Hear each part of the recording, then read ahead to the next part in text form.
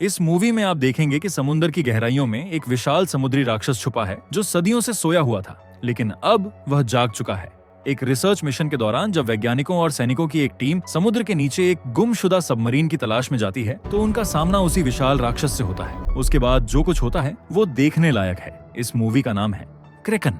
कहानी की शुरुआत होती है आर्कटिक की बर्फीली वादियों में, जहां जियोलॉजिस्ट जूलिया और ऑस्कर पानी के नीचे एक्सप्लोजिव्स लगाकर एक्सपेरिमेंट्स कर रहे थे। तभी उन्हें एक कॉल आया जिसमें तेज तूफान के आने की चेतावनी दी गई। इसी दौरान उसी इलाके के पास एक रशियन सबमरीन समुद्र के अंदर मौजूद थी। वहां उसके उपकरणों ने अचानक कुछ अजीब और बहुत तेज आवाजें रिकॉर्ड की, जिनका कारण समझ नहीं आ रहा था। अचानक सबमरीन की टीम ने देखा कि समुद्र का पानी धीरे धीरे ऊपर उठने लगा। उधर जूलिया के स्कैनर तेजी से बीप करने लगे और उनके कैंप के आसपास की बर्फ में दरारें पड़ने लगीं। जूलिया ने जल्दी से अपना रिसर्च सामान उठाने की कोशिश की, लेकिन हालात बहुत खराब हो चुके थे और समय बिल्कुल नहीं था। ऑस्कर ने स्थिति को समझते हुए जूलिया को खींचकर स्नो वाले बाइक पर बिठाया और दोनों वहां से तेजी से निकल पड़े। उधर सबमरीन की टीम को पता चला कि ये आवाजें किसी जीव से आ रही हैं। वो लोग इमरजेंसी एक्शन लेने ही वाले थे कि अचानक सबमरीन किसी भारी चीज से टकरा गई। पूरे जहाज में एक जोरदार झटका हुआ और सभी लोग अपनी सीटों से उछल पड़े। जमीन पर जूलिया और ऑस्कर अपनी स्नो वाले बाइक से तेजी से भाग रहे थे। तभी अचानक बर्फ का एक हिस्सा ऊपर उठ गया और जोरदार झटके से उनकी बाइक पलट गई। दोनों जमीन पर गिर पड़े और अगले ही पल बाइक में जोरदार धमाका हो गया। इसी दौरान उनके कैंप में भी तबाही मच चुकी थी और बाकी वैज्ञानिक धीरे धीरे टूटती हुई बर्फ के साथ नीचे गिरते चले गए। सबमरीन को लगातार झटके लग रहे थे। पूरी टीम अपने आप को संभालने की कोशिश कर रही थी। हालात बिगड़ते देख उन्होंने किसी तरह पानी के अंदर जवाबी हमला किया।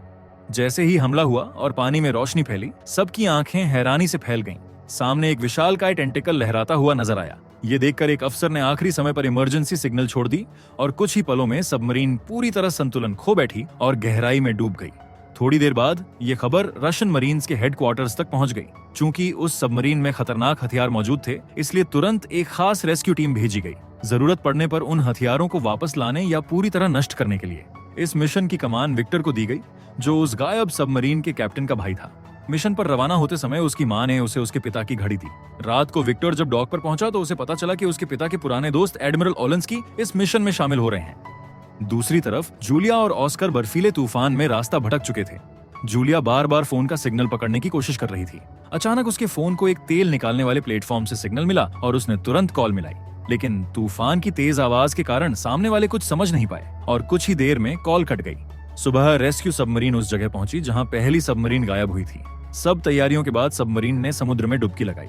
जूलिया और ऑस्कर को बर्फ में फंसा हुआ एक इमरजेंसी सिग्नल मशीन मिला। उन्हें समझ आ गया कि कोई न कोई इसे लेने जरूर आएगा, इसलिए उन्होंने वहीं रुकने का फैसला किया।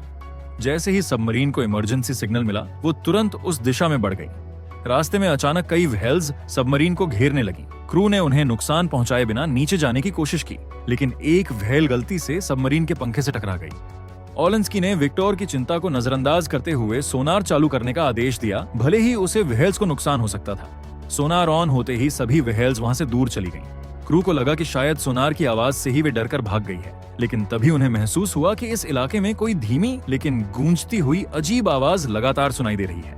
अचानक गहरे अंधेरे में पानी से एक विशालकाय टेंटिकल लहराता हुआ बाहर निकला और उसने एक व्हेल को सिर्फ एक ही वार में मार डाला। उधर सबमरीन के रडार पर किसी बहुत बड़े जीव की हलचल दिखाई दे रही थी, लेकिन वो क्या था ये कोई नहीं समझ पा रहा था। ओलेंस्की ने फायर करने का आदेश देना चाहा, लेकिन विक्टर ने उसे रोका और छिपने के लिए जगह ढूंढने को कहा। सबमरीन बर्फ की एक बड़ी दीवार में बनी दरार के अंदर घुस गई। अंदर जाते समय सबमरीन बार बार दीवार से टकराई, जिससे पूरे जहाज में जोर के झटके महसूस होते रहे। लेकिन कुछ दूर जाने के बाद रास्ता पूरी तरह बंद हो गया और सबमरीन को वहीं रुकना पड़ा। उधर वो रहस्यमयी चीज अब भी उनका पीछा कर रही थी, मगर किस्मत से वो उन्हें ढूंढ नहीं पाई और वहां से चली गई। अब क्रू ने नुकसान का जायजा लेना शुरू किया। अब उनके पास कोई रास्ता नहीं बचा था, इसलिए ठीक करने के लिए सबमरीन को पानी के ऊपर लाया गया। जमीन पर जूलिया और ऑस्कर पत्थरों के पास बैठे ठंड से कांप रहे थे। तभी उन्होंने देखा कि बर्फ टूटने लगी और पानी से सबमरीन बाहर निकली। सबमरीन के क्रू ने तुरंत दोनों को देखा और बाहर आकर उनसे मिले। सुरक्षा जांच के बाद उन्होंने जूलिया और ऑस्कर की बात सुनी। विक्टर ने सिग्नल डिवाइस की जांच की और फिर ओलेंस्की से बात की। ओलेंस्की ने कहा, इन लोगों को बस थोड़ा खाना देकर यहीं छोड़ दो, क्या पता ये जासूस हों। लेकिन विक्टर को उन दोनों पर दया आ गई और उसने उन्हें साथ ले जाने का फैसला किया। इसके बाद सबमरीन फिर से समुद्र में उतर गई और उन्होंने खोज शुरू की। जूलिया और ऑस्कर का मेडिकल चेकअप किया गया और उन्हें खाना भी दिया गया। विक्टर उनके पास बैठा और नक्शा दिखाते हुए उनसे उनके कैंप का लोकेशन पूछा। उसने जानना चाहा कि उन्हें वहाँ कुछ अजीब दिखा था क्या। जूलिया ने बताया कि वे पानी के नीचे विस्फोट कर रहे थे। ये सुनते ही विक्टर को समझ आ गया कि शायद उन्हीं धमाकों की वजह से उसके भाई की सबमरीन डूब गई थी। अब क्रू ये तय करने लगा कि आगे क्या करना है।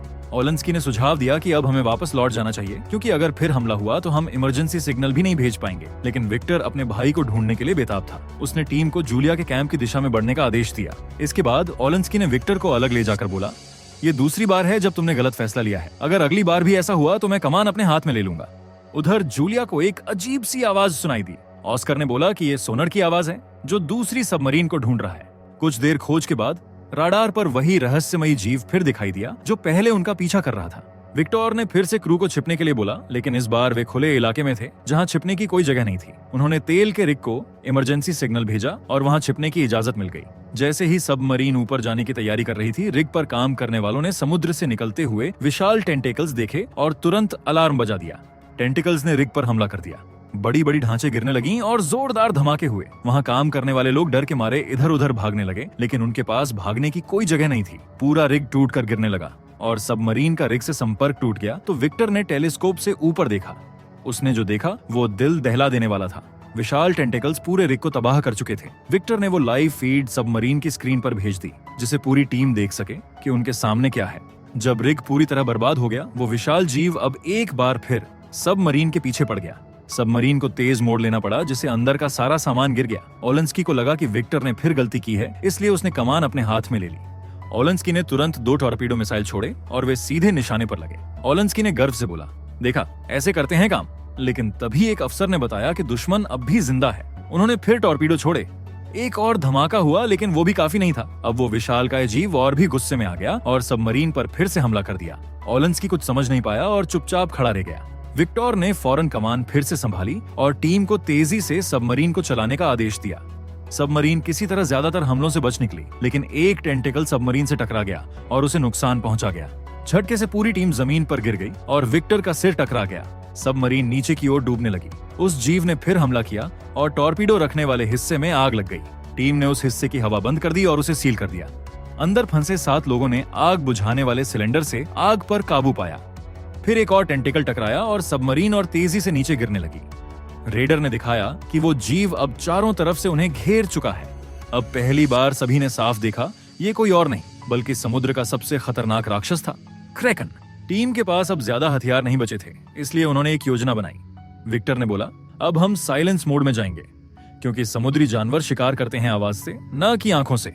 आग बुझाने की कोशिश कर रहे लोग कुछ देर के लिए रुक गए, जिससे टॉर्पीडो रूम में कार्बन मोनोऑक्साइड का स्तर बढ़ने लगा। तभी समुद्री राक्षस की आवाज हेडफोन के जरिए कम्युनिकेशन ऑफिसर के कानों को चीरने लगी। टॉर्पीडो रूम के लोग सोचने लगे कि क्या अब वे इसी तरह मरेंगे, लेकिन विक्टर की प्लानिंग काम आई। कुछ देर बाद क्रैकन वहां से चला गया। अब क्रू को फिर से हिलने डुलने की आजादी मिली, लेकिन तब तक आग फैल चुकी थी। अब वो एक्सटिंग्विशर से नहीं बुझ सकती थी। कुछ लोग आग की चपेट में आकर बुरी तरह जल गए। विक्टर ने सबको कंपार्टमेंट छोड़ने का आदेश दिया। कई ऑफिसर बाहर निकलते वक्त जख्मी हो गए, लेकिन बाकी क्रू ने उनकी मदद की और दरवाजा आखिरी सेकंड पर बंद कर दिया ताकि आग आगे न फैल सके। दबाव को कंट्रोल करके टॉर्पीडो रूम की आग को पूरी तरह बुझा दिया गया। इसके बाद जो लोग ठीक थे उन्हें सबमरीन की मरम्मत में लगाया गया और जख्मियों को इलाज के लिए मेडिकल रूम भेजा गया। जूलिया और ऑस्कर ने भी घायलों की मदद की और उनका इलाज करने में हाथ बढ़ाया।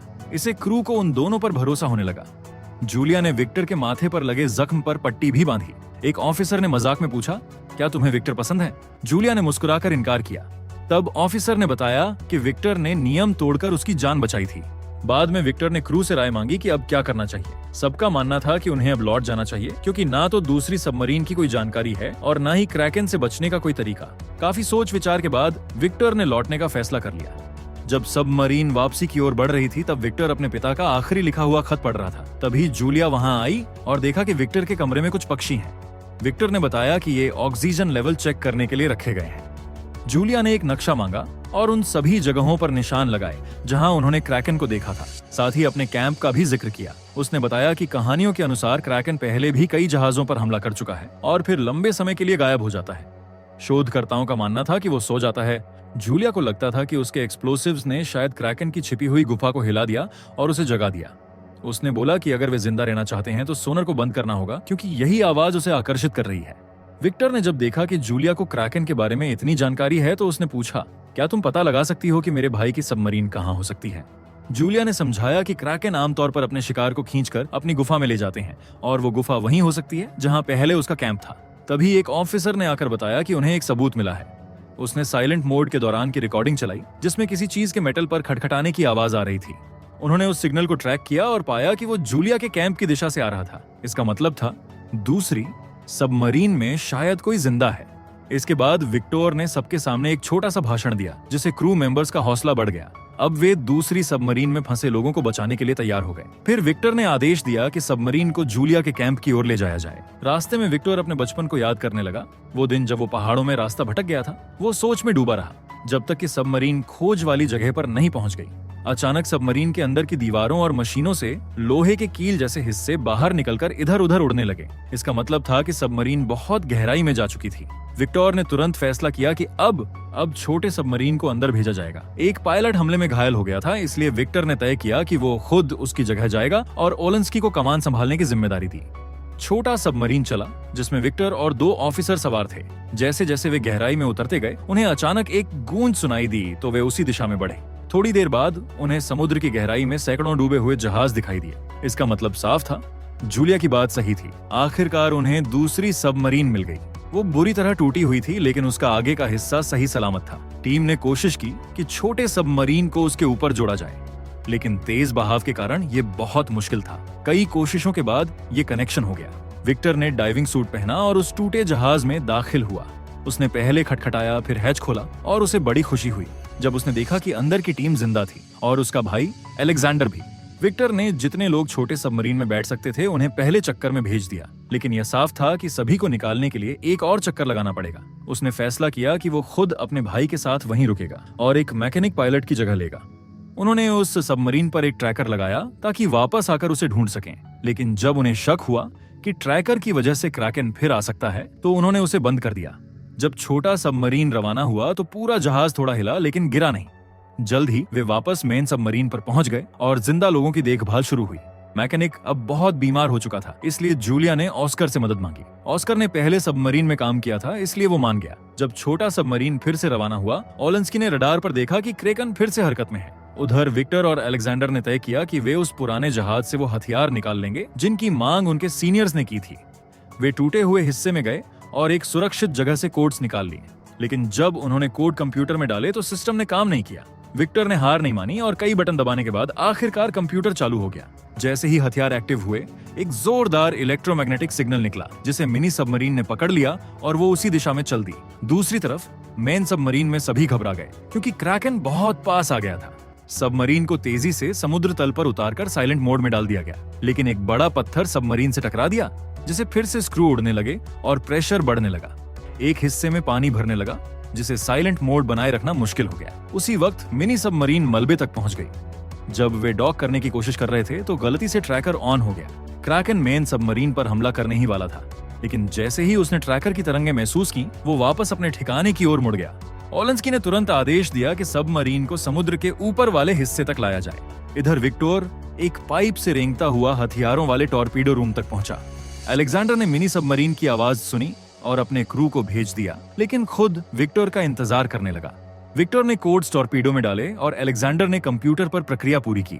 हथियारों को एक्टिव होने में थोड़ा वक्त लगने वाला था और उतने में क्रैकन फिर से वहां पहुंच गया। जैसे ही क्रैकन ने सबमरीन को घेरना शुरू किया, उसने उसका आधा हिस्सा उड़ा दिया, लेकिन वो हिस्सा खाली पीछे का सेक्शन था। अब जब वो दोबारा हमला करने ही वाला था, तभी दोनों भाइयों ने एक साथ बटन दबाए और हथियारों को एक्टिव कर दिया।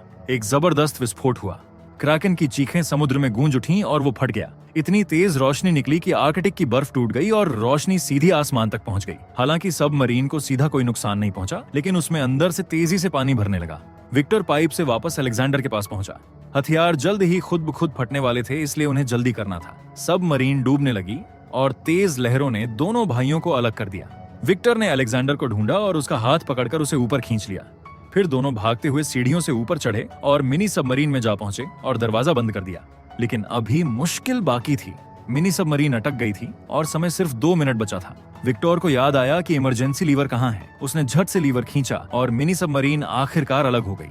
जैसे ही वे वहां से निकले, जोरदार विस्फोट हुआ उसका शॉक वेव मिनी सबमरीन को समुद्र में घुमाकर फेंक देता है। सतह पर मेन सबमरीन में सब लोग उम्मीद छोड़ने ही वाले थे, तभी पानी में बुलबुले उठते हैं। मिनी सबमरीन लौट आई थी। सभी खुशी से झूम उठते हैं। विक्टर अपने पिता की घड़ी अलेक्जेंडर को देने की कोशिश करता है, लेकिन अलेक्जेंडर बोलता है, अब ये तूने कमा ली है, इसे तू ही रख ले।